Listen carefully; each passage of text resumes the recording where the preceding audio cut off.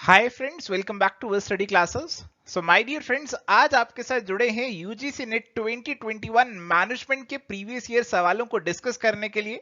और आपके साथ आज डिस्कस करेंगे प्रीवियस ईयर के सवाल जो कि हमसे पूछे गए थे मैनेजमेंट, ऑर्गेनाइजेशन बिहेवियर और ह्यूमन रिसोर्स मैनेजमेंट वाले टॉपिक से। तो इन टॉपिक्स के प्रीवियस ईयर के सवाल आपके साथ डिस्कस करेंगे। 2021 का पेपर कोई आसान पेपर नहीं था, बहुत टेढ़े सवाल इस पेपर में आपसे पूछे गए थे और इसीलिए आपसे रिक्वेस्ट करूंगा कि आप इन सारे सवालों पे खास ध्यान दीजिएगा और अच्छे से एक बार इन सवालों को देख लीजिए और पहचानने की कोशिश कीजिए कि क्या आज की डेट में रिक्वायरमेंट है एग्जामिनर की, आपसे क्या चाहता है एग्जामिनर, इस चीज को जानने की कोशिश आप यहां पे कीजिए। तो आइए जल्दी से फटाफट से इस सेशन को यहां पे स्टार्ट करते हैं। चलिए, तो आगे बढ़ने से पहले एक बार फटाफट से आपको हमारे कोर्सेज के बारे में बता देते हैं। तो माय डियर फ्रेंड्स, अगर आप यूजीसी नेट कॉमर्स मैनेजमेंट के लिए प्रिपेयर कर रहे हैं तो हमारे पास बहुत से कोर्सेज हैं आपके लिए। आपके प्रीवियस ईयर्स की प्रैक्टिस करने के लिए अलग से कोर्स है, टेस्ट सीरीज है और कंप्लीट कोर्स जो है उसमें आपकी एंड टू एंड सारी कवरेज हो जाती है आपके सिलेबस की। आप उसे भी रेफर कर सकते हैं, आपको सारी डिटेल्स हमारी वेबसाइट या फिर ऐप पे मिल जाएंगी। चलिए, तो यहाँ पे सवाल है हमारे पास जी, arrange the team members behaviour in the group building process in the proper sequence. तो आपको यहाँ पे 5 पॉइंट्स दे रखे हैं और आपको इन्हें फटाफट से रीड आउट करना है और अपना आंसर आपको लगाना है जी। तो आप सोच सकते हैं कि क्या आंसर आपका होने वाला है। देखो, यहाँ पे 5 स्टेजेस आपको दे रखे हैं और आपके दिमाग में फटाफट से आ जाना चाहिए कि ग्रुप बिल्डिंग की हमारी जो स्टेजेस होती हैं, फॉर्मिंग, स्टॉर्मिंग, नॉर्मिंग, परफॉर्मिंग और एडजर्निंग, उनसे ही आपकी पांचों चीजें जुड़ी हो सकती हैं और इसी हिसाब से आपको यहाँ पे अपना आंसर मार्क करना होगा। तो आपकी जो स्टेजेस होती हैं उसके अंदर आपकी सबसे पहली स्टेज रहती है फॉर्मिंग। तो आपका जब ग्रुप फॉर्म होता है तो उस केस में जब हमारे मेंबर्स होते हैं एक दूसरे से मिलते हैं, एक दूसरे को थोड़ा सा जानने पहचानने की कोशिश करते हैं, तो ईगर होते हैं, एंग्शियस होते हैं, एक दूसरे के बारे में इंप्रेशंस और डाटा इकट्ठा करते हैं। तो सबसे पहला स्टेज आएगा आपका ये पॉइंट नंबर सी वाला। इसके बाद क्या होता है जी, इसके बाद थोड़ा सा कंपटीशन, थोड़ी सी हॉस्टिलिटीज हो जाती है। ग्रुप मेंबर्स अपनी फीलिंग्स एक दूसरे से कम्युनिकेट करने की कोशिश करते हैं और कई बार यहाँ पे डिफरेंस ऑफ ओपिनियन हो सकता है, कंपटीशन हो सकता है, हॉस्टिलिटी हो सकती है और इसीलिए यहाँ पे हमें जो पॉइंट नंबर ए है वो हमें सेकंड पे देखने को मिल जाएगा, स्टॉर्मिंग स्टेज से जो आपका जुड़ा हुआ है। उसके बाद हमारे ग्रुप के जो है प्रॉपर नॉर्म्स यहाँ पे बन जाने वाले हैं और यहाँ पे लोग एक दूसरे से जुड़े हुए फील करेंगे, एक फीलिंग ऑफ बिलोंगिंगनेस आ जाएगी। जो पहले डिससेटिस्फेक्शन आ रहा था स्टॉर्मिंग स्टेज पे, अब वो थोड़ा धीरे धीरे खत्म होने लगेगा और ये हमारा जो है पॉइंट नंबर 3 जो है यहाँ पे बन जाएगा। और इसके बाद यहाँ पे हमारे ग्रुप मेंबर्स काम करेंगे, ग्रुप जिस पर्पस के लिए बनाया गया उसके लिए काम करेंगे, आपस में डिपेंड हो जाएंगे, इंटरडिपेंडेंट हो जाएंगे और इसीलिए पॉइंट नंबर 4 हमारा ये बन जाएगा। और लास्ट स्टेज पे हमारा जो ग्रुप है वो एडजर्न हो जाता है। ग्रुप ने अपना पर्पस अचीव कर लिया है तो लोग एक दूसरे से बिछड़ते हैं, तो कई बार अपसेट और डिप्रेस्ड भी हो जाते हैं। So this is going to be the final stage और ये सीक्वेंस हमारी जो बन रही है ये बन रही है जी ऑप्शन नंबर 4 के अंदर। So that is going to be the correct answer. चलिए, तो यहाँ पे सवाल है, it is believed that employees attitude influence their perception of work but the employees experience at work may also modify और shape their attitude.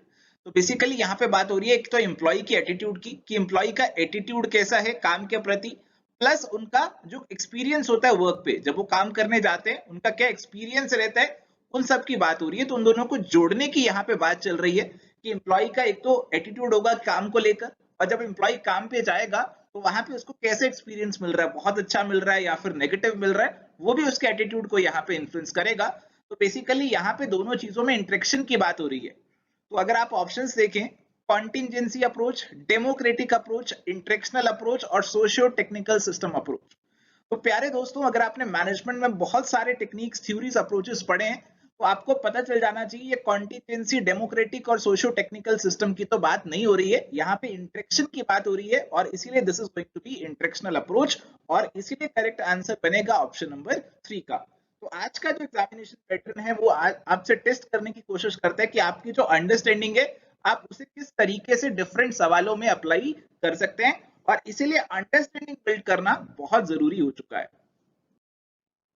चलिए, अगला सवाल है, to achieve its aims in strategic human resource management organisations formulate and execute human resources policies, behaviours, practices और competencies. तो हमारी organisations क्या formulate करेंगी, बिहेवियर और कॉम्पिटेंसी तो फॉर्मुलेट नहीं करेंगी, वो केवल पॉलिसीज और प्रैक्टिसेस जो हैं वही तय करेंगी, वही फॉर्मुलेट करेंगी और उन्हीं को प्रैक्टिस में लाने की कोशिश करेंगी स्ट्रेटेजिक बनाने के लिए हमारे ह्यूमन रिसोर्स मैनेजमेंट को। तो इसीलिए ए और सी ही हमारे आंसर का पार्ट बनेंगे। Correct answer is going to be option number 2। चलिए अगला सवाल है, arrange the following key roles in the inverse order of their involvement in the process of organisational change. तो हमारी ऑर्गेनाइजेशन में जब चेंज लाते हैं तो बहुत एक सीरीज ऑफ पीपल जो है उसके अंदर इन्वॉल्व रहते हैं। आपकी टॉप मैनेजमेंट जो है उसके बारे में सोचेगी, फिर उसे धीरे धीरे इंप्लीमेंट किया जाएगा कि इंप्लीमेंटेशन के लिए कमेटी बना ली जाएगी और ग्राउंड लेवल पे आपकी टास्क फोर्सेस काम करेंगी। तो आपको बेसिकली एक ऑर्डर जो है यहाँ पे बनाना है और उस ऑर्डर के हिसाब से आपको आंसर यहाँ पे देना है। तो यहाँ पे सबसे ऊपर आपका कौन आएगा जी? देखो अगर मैं ग्राउंड से बात कर रहा हूं और सबसे ऊपर तक मुझे जाना है तो आइए इनको अरेंज करने की कोशिश करते हैं। तो अब इनवर्स ऑर्डर की तरफ मेरे ख्याल से इतना फोकस नहीं देना चाहिए आपको। यहाँ पे बेसिकली जो पूछा जा रहा है वो पूछा जा रहा है, आपसे पूछा जा रहा है कि डायरेक्ट ऑर्डर तो ये हो गया नीचे कौन, फिर ऊपर, फिर ऊपर, फिर ऊपर। इनवर्स ऑर्डर का मतलब हो गया कि ऊपर से नीचे आपको जाना है, ठीक है। और अगर आप थोड़ा सा सोचेंगे तो ऐसे ही ऑप्शंस आपके यहाँ पे बनेंगे। तो सबसे ऊपर तो आपकी मैनेजमेंट ही आएगी, तो कॉर्पोरेट मैनेजमेंट जो है वो आपकी सबसे ऊपर रहने वाली है। इसके बाद आते हैं जी आपके कंसल्टेंट, या आपके कंसल्टेंट होते हैं और मैनेजमेंट की मदद करते हैं, ऑर्गेनाइजेशन चेंज के बारे में कंसल्टेंसी प्रोवाइड करते हैं। इसके बाद एक इम्प्लीमेंटेशन टीम बनाई जाती है और उसके एक चेयरमैन होते हैं जिन्हें चीफ इम्प्लीमेंटर यहाँ पे बोला जाता है। तो फिर इसके बाद ये दोनों आ जाएंगे और फिर सबसे नीचे स्पेसिफिक पर्टिकुलर पर्पसेस के लिए आपके स्पेसिफिक जो हमें चेंज लेकर आना है उस चेंज को करने के लिए आपके आइडिया, स्पेसिफिक रिस्पॉन्सिबिलिटी, एक टाइम बाउंड मैनर में हमारे पर्पस को अकम्प्लिश करने के लिए एक टास्क फोर्स सेटअप कर दी जाती है। तो ऐसा ऑर्डर हमें देखने को मिलता है और ये जो ऑर्डर है आप अगर आप ऑप्शंस देखेंगे तो आपको ऑप्शन नंबर 3 में देखने को मिल रहा है। कॉर्पोरेट मैनेजमेंट आ रहा है, फिर आपका कंसल्टेंट आ रहा है, फिर आपके यहाँ पे चीफ इंप्लीमेंटर और इंप्लीमेंटेशन कमेटी आ रही है और फिर आपके यहाँ पे टास्क फोर्सेस आ रहे हैं। So that is why correct answer is going to be option number 3। चलिए जी अगला सवाल है, as per the Anglo Saxon model of corporate governance, ये बेसिकली है आपका एंग्लो अमेरिकन मॉडल, उसी का दूसरा नाम है ये आपका। The authority lies with the following, arrange these in decreasing order of the authority. तो यानी कि जिसके पास सबसे ज्यादा अथॉरिटी है उसको पहले लगाइए, फिर जिसके पास उससे कम है उसको बाद में लगाइए। इस तरीके से ऑर्डर आपको यहाँ पे बनाना है। तो ऑर्डर वाले सवाल अब काफी पूछे जाने लगे हैं। तो अगर हम ऑर्डर यहाँ पे बनाते हैं तो इस मॉडल के अंदर सबसे ज्यादा अथॉरिटी जो हमारी रहती है वो किसके पास रहती है? हमारे शेयर होल्डर्स के पास रहती है। जो सबसे पहले तो आपके शेयर होल्डर्स आने वाले हैं और ये शेयर होल्डर्स जो हैं बोर्ड ऑफ डायरेक्टर्स को अपॉइंट करते हैं और उसके बाद यहाँ पे हमारे जो मैनेजर्स हैं, ऑफिसर्स हैं, उनको अपॉइंट किया जाता है। तो आप देख सकते हैं कि इस तरीके से सीक्वेंस है जो कि यहाँ पे बनता है, आपके साथ कोर्स में भी कवर अप किया गया था। तो इस तरीके से अगर आप बनाएंगे आपका CAB, इस तरीके से अगर आप बनाएंगे तो आपका ऑप्शन नंबर 3 में बन रहा है। उसके बाद आपके एम्प्लॉइज और ट्रेड यूनियन आ जाएंगे। Correct answer is going to be option number 3। चलिए अगला सवाल है हमारे पास, स्टेटमेंट नंबर 1 दी है, transactional analysis model is an effective tool to understand why people behave in certain ways. तो ट्रांजैक्शनल एनालिसिस के अंदर हमारी जो डिफरेंट इंटरेक्शंस होती हैं, ट्रांजैक्शंस होती हैं, तो हम उनको एनालाइज करते हैं और देखने की कोशिश करते हैं कि क्यों कोई किस तरीके से बिहेव कर रहा है। Statement 1 is true, transactional analysis model can not be used to improve communication. Second statement is going to be incorrect, क्योंकि ट्रांजैक्शनल एनालिसिस का बेसिक पर्पस ही होता है कि किस तरीके से हम अपने कम्युनिकेशन को और ज्यादा बेहतर बना सके। तो आपका statement 1 only is true, this is going to be the correct answer. So option number 4 is going to be the answer. चलिए तो यहाँ पे हमारे पास सवाल है, दो स्टेटमेंट्स हमें यहाँ पे दे रखी हैं, स्टेटमेंट नंबर 1 और स्टेटमेंट नंबर 2। स्टेटमेंट नंबर 1 है a satisfied employee may be highly disengaged, और स्टेटमेंट नंबर 2 है it is possible to feel engaged by the organisation and not the job. तो आपको बताना है कौन सी स्टेटमेंट सही है और कौन सी स्टेटमेंट सही नहीं है। तो एम्प्लॉय सेटिस्फेक्शन और एम्प्लॉय एंगेजमेंट को लेकर आपसे ये सवाल पूछा जा रहा है। तो अगर बात करें एम्प्लॉय एंगेजमेंट की, तो एम्प्लॉय एंगेजमेंट का मतलब है कि जो वर्कर्स हैं वो कंपनीज के साथ एंगेज्ड हैं, चाहते हैं कि कंपनीज अपने गोल्स को यहाँ पे अकम्प्लिश कर लें। और अगर यहाँ पे एम्प्लॉय सेटिस्फाइड होगा तो हाईली डिसएंगेज होगा। ये स्टेटमेंट थोड़ी सी यहाँ पे मुझे इतनी ज्यादा परफेक्ट नहीं लग रही है। सेकेंड स्टेटमेंट आपसे कह रही है कि आप ऑर्गेनाइजेशन से एंगेज हो सकते हैं और जॉब से नहीं हो सकते। तो ऐसा हो सकता है कि एक एम्प्लॉय ऑर्गेनाइजेशन में बहुत जल्दी आ जाता है सुबह और बहुत लेट जाता है, बट काम कुछ खास करता नहीं है, जॉब में उसका मन नहीं लगता, तो ऐसा हो सकता है। तो सेकंड स्टेटमेंट तो सही है, बट जो फर्स्ट स्टेटमेंट है उसमें हाईली डिसएंगेज लिखा, तो इसीलिए ये स्टेटमेंट थोड़ी सी डाइसी हो जाती है। और इसीलिए हालांकि सब्जेक्टिविटी हो सकती है, आप कुछ और भी सोच सकते हैं, मैं उसे भी डिनाई नहीं करूंगा। और शायद मैं, अगर आप कहें कि स्टेटमेंट नंबर 1 भी सही है, तो शायद मैं उसे यहाँ पे आपको इनकरेक्ट करना जस्टिफाई नहीं कर पाऊंगा। थोड़ी सी सब्जेक्टिविटी जरूर इन्वॉल्व है इस सवाल के अंदर। तो करेक्ट आंसर है as per the official answer key, that is option number 4। चलिए अगला सवाल है, which one of the following approaches stresses that there are no universal rules for managers to follow in order to perform the job? Contingency, empirical, mathematical और system. तो सवाल बहुत ही सीधा, बहुत ही आसान है। कह रहे कि कोई यूनिवर्सल रूल्स नहीं है, यानी कि मैनेजर्स को किस तरीके से काम करना है, that is going to be contingent on the situation, on the environment. So contingency approach की यहाँ पे बात हो रही है। So correct answer is going to be option number 1। चलिए अगला सवाल है, which one of the following is not desirable while handling a grievance?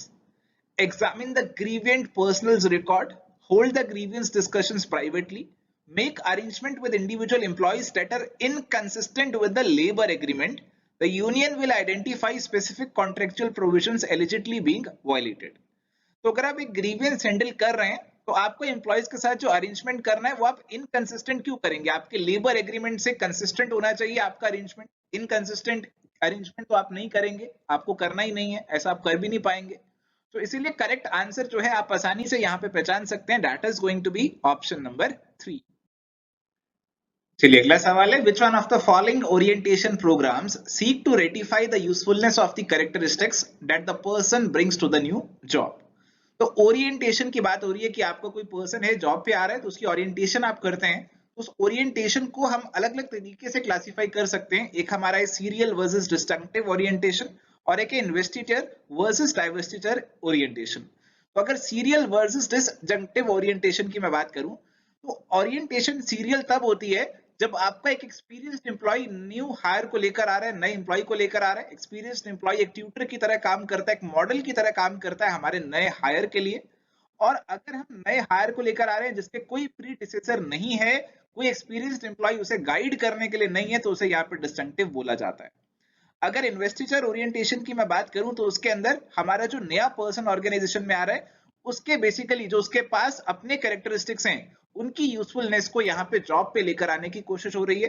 अगर डाइवर्सिचर ओरिएंटेशन की बात करें, तो उसके अंदर यहाँ पे हमारे जो नया एम्प्लॉय, उसके जो कैरेक्टरिस्टिक्स हैं, उसमें कुछ मॉडिफिकेशंस की बात हो रही है कि कुछ मॉडिफिकेशंस उसके अंदर कर दिए जाएं, ताकि वो अपनी जो जॉब है, जो कि जिस पे उसे डाला जा रहा है, उस पे और बेहतर तरीके से काम कर सके। तो यहाँ पे हमसे पूछ रहे हैं कि which one of the orientation program seek to ratify the usefulness of the characteristics that the person brings to the new job? तो ऐसा हमें देखने को मिलता है इन्वेस्टिचर ओरिएंटेशन के अंदर। so that is why the correct answer is going to be option number 3। चलिए अगला सवाल हमारे पास है, which of the following denote the correct set of unrecognized forms of the organizational justice? Procedural, share holder, collateral और interactional. तो आपको बताना है कौन से अनरिकॉग्नाइज्ड है, और आपके दो इनमें से अनरिकॉग्नाइज्ड होने वाले हैं या फिर दो आपके रिकॉग्नाइज्ड होने वाले हैं। तो माय डियर फ्रेंड्स, जब ऑर्गेनाइजेशनल जस्टिस की आपके साथ बात करते हैं, तो आपको ऑलरेडी मालूम है कि हम बात करते हैं हमारे डिस्ट्रीब्यूटिव जस्टिस की, प्रोसीजरल जस्टिस की और इंटरेक्शनल जस्टिस की। इन तीनों की बात करते हैं। प्रोसीजरल आ गया आपका और इंटरेक्शनल भी आ गया। शेयर होल्डर और कोलेटरल जो है, इनकी बात नहीं की जाती है। तो बी और सी जो है वो जनरली हमारे अनरिकॉग्नाइज्ड फॉर्म्स है ऑर्गेनाइजेशनल जस्टिस के, और इसीलिए करेक्ट आंसर जो बनेगा इस क्वेश्चन का, that is going to be option number 4, B and C only. चलिए अगला सवाल है, which one of the following employee behavior is not true in case of high stress level? Options हैं anxiety, careless mistake, low and bad judgmental ability और nervousness. तो my dear friends, अगर stress level employees का high होगा, तो उनके behaviour में मेरे ख्याल से आपको एंजाइटी, नर्वसनेस, ये सब देखने को तो मिल ही जाएगा। और मुझे तो सारे ऑप्शंस यहाँ पे थोड़े से इंटर रिलेटेड लग रहे हैं, और कहीं ना कहीं मैं इसे हाई स्ट्रेस लेवल से जोड़ भी सकता हूँ। तो मुझे ये सवाल थोड़ा सा एम्बिगुअस लग रहा है। मुझे लग रहा है इसमें मल्टीपल आंसर्स भी हो सकते हैं, और इन्होंने जो ऑफिशियल आंसर की में आंसर दिया, that is option number 2। But इससे आई डोंट थिंक कि हम पूरी तरीके से किसी भी ऑप्शन को यहाँ पे जस्टिफाई कर सकते हैं। सवाल थोड़ा सा एम्बिगुअस लगा मुझे यहाँ पे, और ऐसे सवालों को लेकर आपको बहुत ज्यादा टेंस नहीं होना, क्योंकि कुछ एम्बिगुअस सवाल हमेशा हमें एग्जामिनेशन में देखने को मिल जाते हैं। चलिए, तो अगला सवाल है, information regarding personal job demands, human expenditure involved in work such as energy expenditure collected in job analysis falls in which one of the following? तो जब हम जॉब की एनालिसिस करते हैं तो जॉब से जुड़ी हुई बहुत सारी चीजों को पहचानने की कोशिश यहाँ पे करते हैं। तो बहुत सारी इंफॉर्मेशन हम यहाँ पे इकट्ठी करते हैं, उस इंफॉर्मेशन को अलग अलग कैटेगरीज में भी बांटा जा सकता है। जैसे यहाँ पे आपसे पूछ रहे हैं job context, personal requirements, work activities, worker oriented activities. तो पर्सनल जॉब डिमांड की यहाँ पे बात हो रही है। तो बेसिकली इस सवाल के अंदर अगर आपको प्रॉपर क्लासिफिकेशन पता है कि किस चीज को किस में डाला जाता है, बहुत ही स्पेसिफिक सवाल यहाँ पे पूछा है, तभी आप इस सवाल को आंसर कर पाएंगे। अगर आपको नहीं पता तो आप इस सवाल को आंसर नहीं कर पाएंगे। The correct answer for this question is worker oriented activities. और यहाँ पे हम एक बार देख भी लेते हैं कि जॉब एनालिसिस जो है उसके अंदर किस तरीके से अलग अलग इंफॉर्मेशन को यहाँ पे हम कलेक्ट करते हैं और कौन सी इंफॉर्मेशन कौन सी कैटेगरी में आती है, ताकि आगे ऐसा सवाल पूछे तो आप उसे आंसर कर पाए। तो माय डियर फ्रेंड्स, अगर बात करें type of information to be collected by job analysis की, तो ये डिफरेंट टाइप्स ऑफ इंफॉर्मेशन हम कलेक्ट करते हैं जॉब एनालिसिस के अंदर। वर्क एक्टिविटीज के बारे में, यानी कि आपका जो काम है उससे जुड़ी हुई एक्टिविटीज, जॉब ओरिएंटेड एक्टिविटीज, क्या प्रोसीजर्स इस्तेमाल होंगे, ये सारी चीजें। वर्कर ओरिएंटेड एक्टिविटीज की वर्कर का क्या बिहेवियर रहेगा, क्या मोशंस उनको करने पड़ेंगे काम पे, क्या पर्सनल जॉब डिमांड्स रहेंगी। फिर है जी आप कौन से मशीन, टूल्स और इक्विपमेंट्स का इस्तेमाल करेंगे।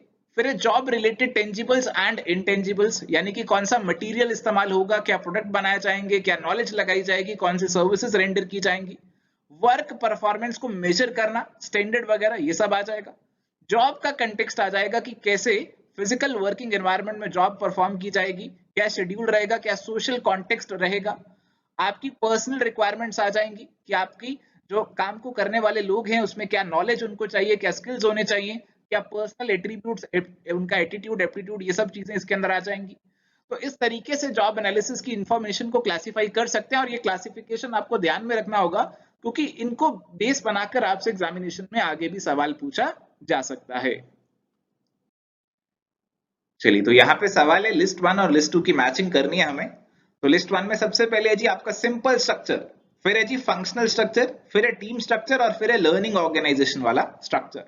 तो सिंपल स्ट्रक्चर यहाँ पे आपको कौन सा लग रहा है? सिंपल स्ट्रक्चर को पहचानना है आपको। अगर आपको किसी में डाउट लग रहा है तो आप सेकंड पे आ जाइए। फंक्शनल स्ट्रक्चर को आसानी से मैच कर सकते हैं कि इस स्ट्रक्चर के अंदर आपकी फंक्शंस के बेसिस पे हम स्ट्रक्चर को डिजाइन करने वाले हैं। इस तरीके से ऑर्गेनाइजेशन बनाएंगे कि फंक्शंस को हम अलग अलग कर दें। तो यहाँ पे देखिए, it is an organisational design that groups similar occupational specialities together. तो आपकी जो एक जैसी ऑक्यूपेशन है आप उनको इकट्ठा कर देंगे, एक जैसे फंक्शंस को इकट्ठा कर देंगे, तो ये आपका फंक्शनल स्ट्रक्चर से मैच हो जाएगा। टीम स्ट्रक्चर की मैचिंग भी आप कर पाएंगे, तो इसमें कुछ हम टीम्स बनाने वाले हैं, तो ऐसा स्ट्रक्चर होगा जहां पे वर्क ग्रुप्स होंगे, तो सी को आप 2 से मैच कर सकते हैं। और लर्निंग ऑर्गेनाइजेशन स्ट्रक्चर ऐसा स्ट्रक्चर होगा जिससे ऑर्गेनाइजेशन आपकी कॉन्टिन्यूसली अडाप्ट और चेंज कर सकेगी, ऐसी कैपेसिटी हम ऑर्गेनाइजेशन की बनाने वाले हैं। तो ये आपका लर्निंग ऑर्गेनाइजेशन स्ट्रक्चर से आप मैच यहाँ पे कर सकते हैं। और सिंपल स्ट्रक्चर फिर आपका अपने आप मैच हो जाएगा कि ऐसा ऑर्गेनाइजेशनल डिजाइन जिसमें डिपार्टमेंटलाइजेशन लो है, कम डिपार्टमेंट्स बनाए गए हैं, बहुत ज्यादा स्पैन ऑफ कंट्रोल रखा गया और फॉर्मलाइजेशन थोड़ी सी कम है, तो ये आपका इससे मैच हो जाएगा। तो इस सवाल के सॉल्व करने के लिए आपको बस बेसिक जनरल अंडरस्टैंडिंग चाहिए थी और आप इस सवाल को सॉल्व कर लेते। तो बेसिक जनरल अंडरस्टैंडिंग डेवलप करना बहुत जरूरी हो गया है आज के एग्जामिनेशन पैटर्न के अंदर। चलिए, तो यहाँ पे सवाल है जी, which one of the following information type is not included in skill inventory. जब हम एचआर फॉरकास्टिंग करते हैं तो हम स्किल इन्वेंटरी तैयार करते हैं, हमारे जो एग्जिस्टिंग स्किल्स हैं उनकी बेसिकली एक इन्वेंटरी तैयार करते हैं। तो उसके अंदर कौन सी चीज आती है, कौन सी नहीं आती, इसके ऊपर ये सवाल आपसे पूछा जा रहा है जी। तो इसके अंदर ऑप्शंस दिए हैं, employees personal data, employees potential, organisation training schedule, salary and job history. तो स्किल इन्वेंटरी के अंदर हमारे जो एम्प्लॉय हैं उनके पर्सनल डाटा आ जाते हैं, उनके स्किल्स, उनकी कैपेबिलिटीज, पोटेंशियल, ये सब चीजें भी आ जाती हैं, उनकी सैलरी और जॉब हिस्ट्री, ये सारी चीजें उसके अंदर आ जाती हैं। ऑर्गेनाइजेशन का ट्रेनिंग शेड्यूल इसके अंदर नहीं आता है, और इसीलिए correct answer is going to be option number 3। चलिए, अगला सवाल है, which one of the following performance appraisal methods prevents supervisors from rating all or most employees satisfactory or high। तो एक बहुत दिक्कत ये हो सकती है परफॉर्मेंस अप्रेजल के टाइम पे कि मैनेजर सारे एम्प्लॉइज को अच्छा बोल दे, तो इसको हमें रोकना है। इसके लिए आपके लिए कौन सा मेथड बेस्ट रहेगा ये आपको बताना है।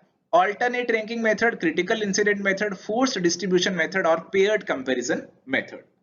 तो माय डियर फ्रेंड्स, अगर हम फोर्स्ड डिस्ट्रीब्यूशन मेथड को फॉलो करेंगे तो हमारे जो मैनेजर्स हैं उनको फोर्स करेंगे कि इन कैटेगरीज के अंदर हमारे जो एम्प्लॉइज हैं आप उनको डालिए। आप सभी को बढ़िया नहीं कह सकते हैं, सभी को एक्सीलेंट नहीं कह सकते हैं, आपको इस डिस्ट्रीब्यूशन में ही एम्प्लॉइज को अरेंज करना पड़ेगा।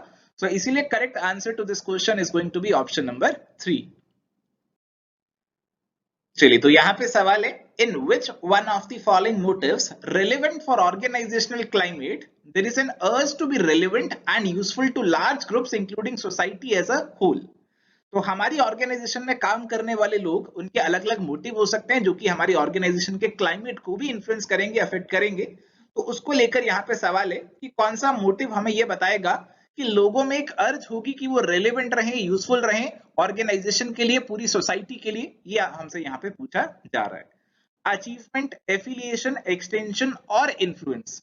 तो माय डियर फ्रेंड्स, यहाँ पे अगर आपको स्पेसिफिकली पता है इन मोटिव्स के बारे में तो आप ज्यादा अच्छे से इनको डिफरेंशिएट कर पाएंगे, क्योंकि स्पेसिफिक कुछ ऑथर्स ने इस तरीके से क्लासिफिकेशन किया हुआ है और उन्होंने बता रखा है कि कौन से मोटिव में क्या चीजें आती हैं। तो अगर मैं उनकी बात करूं तो अचीवमेंट में हमारे पास आता है कि हमारे एम्प्लॉय का मोटिव होता है एक्सीलेंस, अचीव करना है उसे। इन्फ्लुएंस का मतलब होता है कि उसे दूसरों पे इम्पैक्ट डालना है। एक्सटेंशन का मतलब होता है कि इन्फ्लुएंस को हम और ज्यादा एक्सटेंड करने की कोशिश कर रहे हैं। तो यहाँ पे जो हमारे एम्प्लॉय हैं वो यहाँ पे क्या करना चाहते हैं, वो यहाँ पे पूरी सोसाइटी के लिए रेलेवेंट होना चाहते हैं, ऑर्गेनाइजेशन के गोल्स के साथ साथ पूरी सोसाइटी का कुछ फायदा करना चाहते हैं, वो रेलेवेंट बनना चाहते हैं पूरी सोसाइटी के लिए, इसे एक्सटेंशन मोटिव बोला जाता है। और एफिलिएशन की बात करें तो आप दूसरों के साथ एफिलिएट होना चाहते हैं, दूसरों के साथ क्लोज पर्सनल रिलेशंस बनाना चाहते हैं, फ्रेंडशिप वगैरह, ये सारी चीजें इसके अंदर आ जाएंगी। तो एक्सटेंशन मोटिव के अंदर हमारे पास यहाँ पे जो सवाल में पूछा जा रहा है वो चीज कवर अप हो रही है, और इसीलिए correct answer is going to be option number 3। चलिए, अगला सवाल है, holistic, integrated and goal oriented process of planning, recruiting, selecting, developing, managing and compensating employees is known as। तो माय डियर फ्रेंड्स, इस सवाल में थोड़ी सी कंफ्यूजन हो सकती है ऑप्शंस पढ़ के। ऑप्शन है human resource planning, human resource management, strategic human resource management और टैलेंट मैनेजमेंट। आपको इनमें से सबसे अलग कौन सा लग रहा है? उम्मीद करता हूं आपको टैलेंट मैनेजमेंट ही सबसे अलग लग रहा होगा। और ये जो डेफिनेशन दी है आपको सीधी सीधी टैलेंट मैनेजमेंट की डेफिनेशन यहाँ पे दे रखी है। तो talent management is going to be the correct answer for this one. But अगर आपको डेफिनेशंस याद नहीं है तो फिर आप इस सवाल का आंसर नहीं दे पाएंगे। तो आप जब भी डेफिनेशन पढ़ते हैं किसी कंसेप्ट की, उस डेफिनेशन को ध्यान से पढ़ना बहुत जरूरी है, क्योंकि सारी डेफिनेशंस कहीं ना कहीं हमें एक जैसी लगती हैं। तो उन दोनों का जो सारी डेफिनेशंस हैं उनके बीच में जो माइन्यूट डिफरेंसेस हैं वो हमें पता होंगे, तभी हम ऐसे सवालों को आंसर कर पाएंगे। The answer to this question is going to be option number 4। तो चलिए माय डियर फ्रेंड्स, यहाँ पे हमारे पास एक पैसेज बेस्ड सवाल है जिसे सॉल्व करते हैं, और फटाफट से पहले पैसेज को रीड आउट करते हैं और फिर चलते हैं हमारे सवालों की तरफ।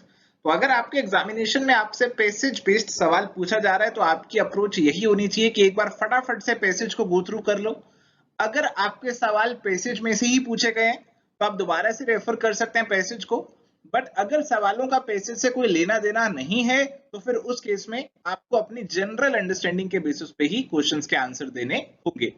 तो एक बार पैसेज को रीड करना जरूरी है ताकि आपको पता चल जाए कि सवाल पैसेज से हैं या फिर जनरल सवाल ही आपसे पूछे गए हैं। तो पैसेज को फटाफट से रीड करते हैं जी। तो पैसेज आपसे कह रहे हैं, well before the pandemic some companies had already adopted the work from anywhere system, but the large scale implementation happened in 2012 when the US federal government across departments including agriculture, NASA and the US patent office allowed remote work for the employees. The pandemic however has accelerated this phenomenon by 10 years. Acceptance of remote work by several companies globally is one of the few blessings of an otherwise incredibly hard time. The companies pioneering its adoption will be the magnets for talent as it enables them to attract the best as it grows. तो अभी तक आपके दिमाग में ये समझ आ जाना चाहिए कि आपका जो पैसेज है basically work from anywhere system की बात करता है। और अगला इसका पैराग्राफ है, the employees are expected to greatly benefit from the remote work as their control over their own time increases. They do not have to commute and are able to work either in the day or at night depending on their personal style. while enjoying geographical flexibility to live wherever they want. People could save more if they move to smaller towns. They could choose to move to a better climate or to a culturally preferred location. Companies with a remote work system can hire talent globally with ease and increase productivity. In the US Patent Office, productivity went up by 4.4% when it moved to work from anywhere. Employees felt more loyal to the organization for giving them such flexibility and put more effort into their work. Work from anywhere has the power to reshape our old understanding of work.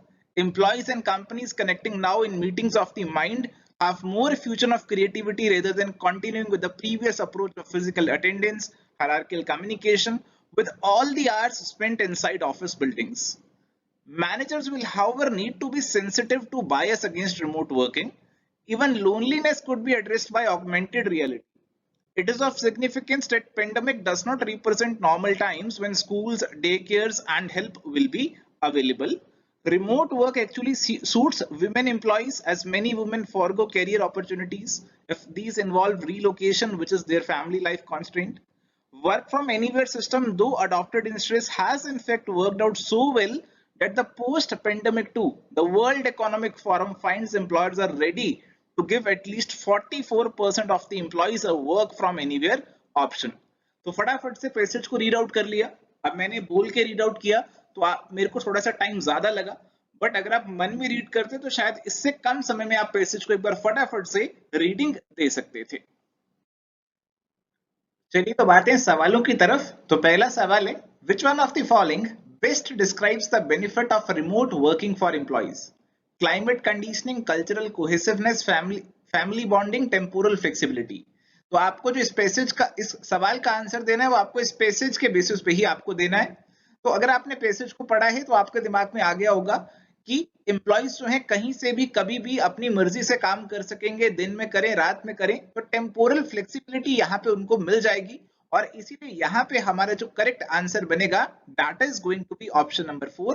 Passage में सीधा सीधा लिखा हुआ है कि कहीं से भी काम कर पाएंगे, डे और नाइट पे काम कर सकते हैं, तो उनका कंट्रोल उनके टाइम पे बढ़ जाएगा. तो ये टेम्पोरल फ्लेक्सिबिलिटी उनको यहाँ पे मिल जाएगी और इसीलिए correct answer is going to be this option. चलिए अगला सवाल है, according to the passage, which one of the following is the most significant challenge to employees working from remote places? Augmented reality, cloud data security, promotional bias, work life constraints. तो my dear friends यहाँ पे पूछ रहे हैं challenge आपसे पूछ रहे हैं अकॉर्डिंग टू द पैसेज.